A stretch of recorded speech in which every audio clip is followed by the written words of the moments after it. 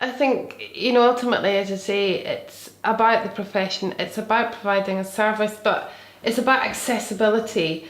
Um, you've got to imagine that, individuals who've sustained injury, it's frightening at the time, and then they're immersed in this legal process that is completely alien to them. And what we need to do as lawyers is we need to guide them through that process. Trying to make it as comfortable as possible, believe it or not. It's massively important that you develop trust, because the client has come to you at one of the most difficult times of their lives. And they've got to understand that at any time they can pick up the phone, that you are going to respond to, their email. They're not another file number.